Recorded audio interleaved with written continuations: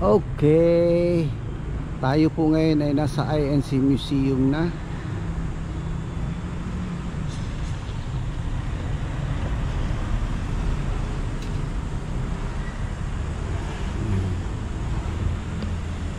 Sumakay tayo ng tricycle sa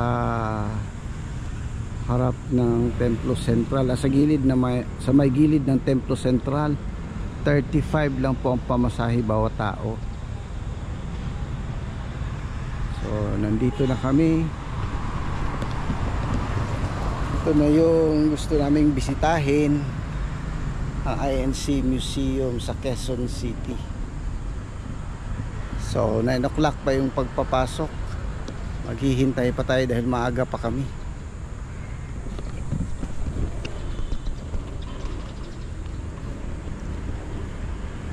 Ayan, ito yung kasama ko. Coming.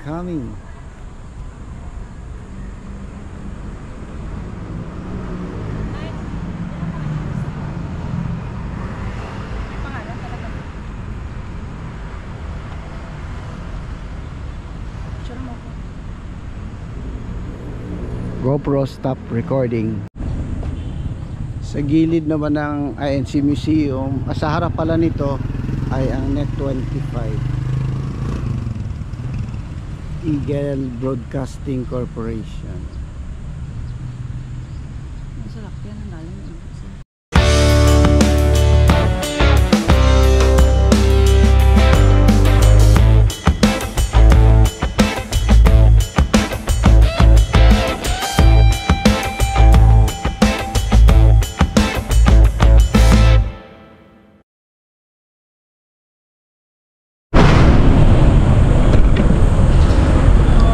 Maya papasok kami. 9 o'clock kasi ang pagpapasok ng mga bisita.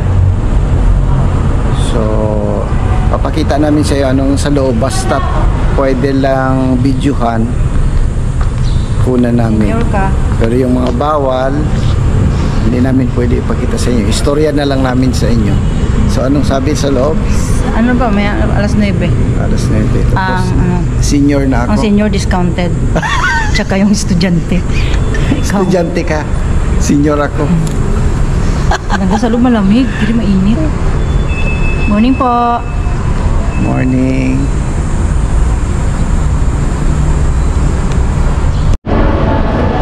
Ito yung entrance natin.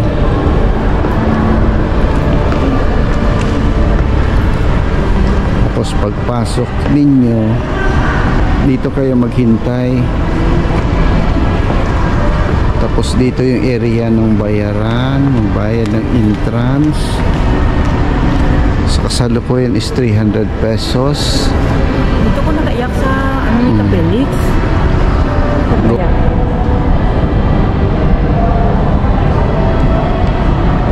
Ang museum ay mayroong 1, 2, 3, 4 floors.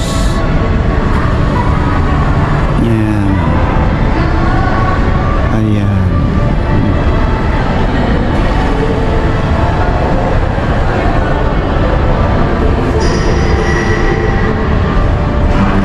Hindi, picture ba ako dito sa may bangko tayo. Doon na muna ang meron din ditong museum na pangbata. Yan. So para ito sa mga bata.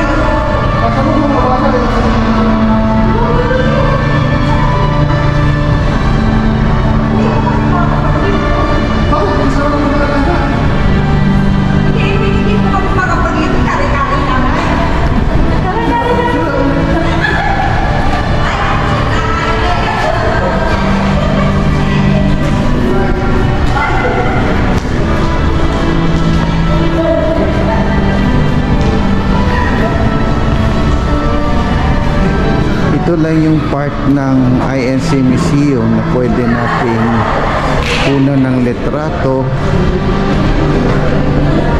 dahil yung iba kasi hindi na talaga allowed.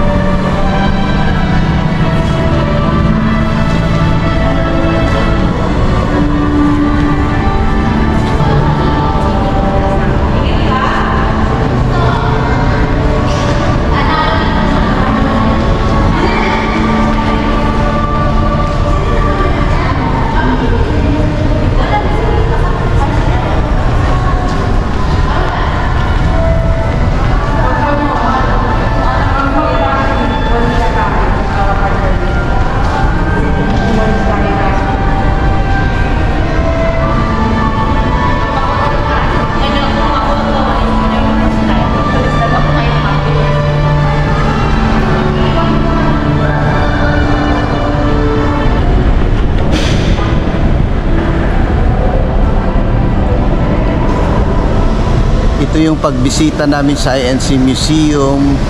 Date natin ngayon is June 10. June 11, 2024. Ayan. Isang magandang experience para sa amin, para sa aming dalawa, na papatibay ng pananampalataya. Yes! Sana makapunta rin kayo dito. Yes.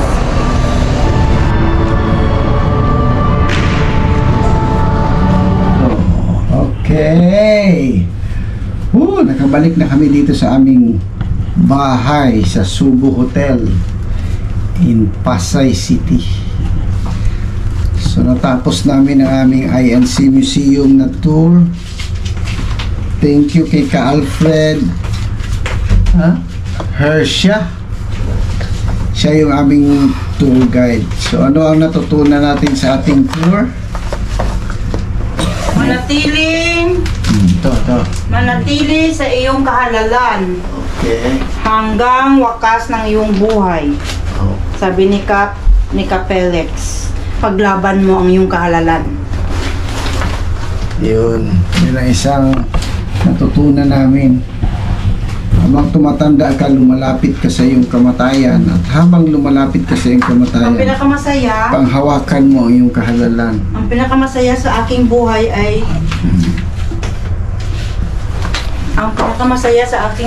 ay nakabili ako ng brand new saya. Magarbo. Brand new saya Magarbo. Ayan guys. Worth of 10,000 pesos. Yeah. Balik sa Ama ang kapulihan. Yeah. So balik tayo sa ating tour. Ang tour namin ay ngayong June 11, 2024. Para sa hindi pa nakatour sa INC Museum, ini-encourage namin kayo na pumunta doon. Kung hindi naman kayo makapunta, istorya namin sa inyo kung ano ang makikita sa tour. So ang ating first floor, pagpasok mo mayroong orientation. Pagkatapos mong magbayad ng entrance fee na 300 pesos para sa amin. Mga bata is 300. Ang below 150, hindi ko masyadong matandaan. So sa unang part ng tour, mayroon tayong orientation. Pagkatapos ng orientation, simula tayong maglakad sa second floor. Magsimula tayo sa pagkatatag ng iglesia. Oo, paano na itatag ang iglesia. Tuloy-tuloy na yan. Lahat ng pangyayari sa panahon ni Ka Felix Manalo ang sugo ng Diyos sa huling araw para sa Iglesia ni Cristo.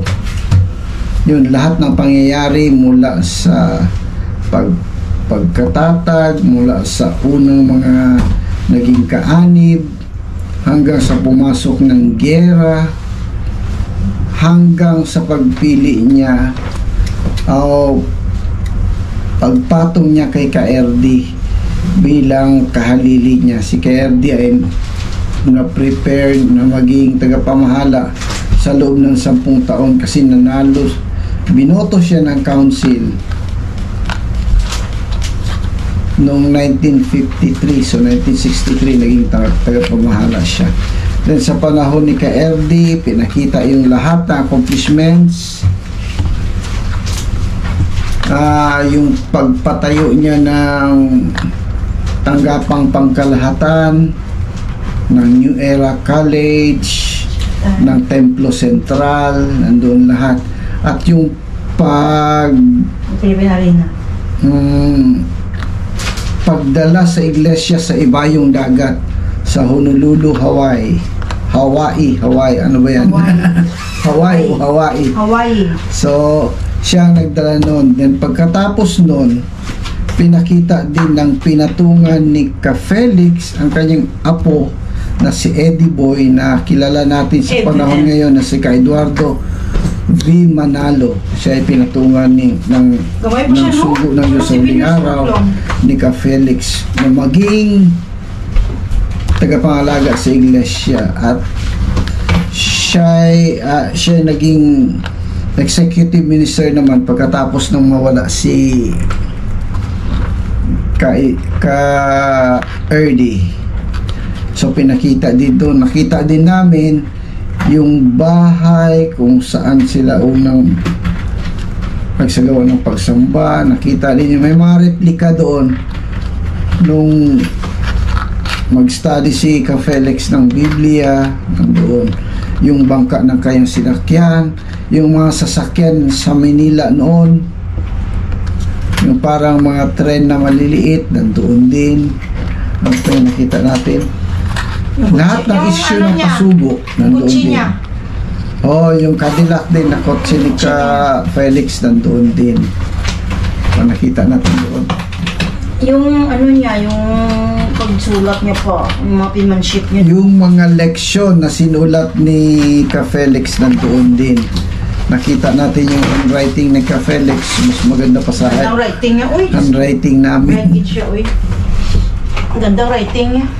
So yun, nakita namin gawa siya ng pasugo, naka-handwriting siya. Ang mga lumang pasugo na noon pa. Anay ng leksyon. So sa time naman ni Ka Eduardo, so nakita na natin yung time ni Ka Felix, time ni Ka Erdi. Sa time ni Ka Eduardo, nandoon yung Philippine Arena, nandoon yung Worldwide Walk, nandoon yung Lingap. Although ang Lingap noon pa ito, pero naging large scale sa panahon ni Ka Eduardo, kasi ang nililingap natin sa panahon niya hindi lamang mga Pilipino, kundi kasali na yung mga mahihirap na nakatira sa ibang bansa. So ano pang natin yung Philippine Arena, pinakita lahat ng mga accomplishments pa ni Ka Eduardo, accomplishments ng iglesia.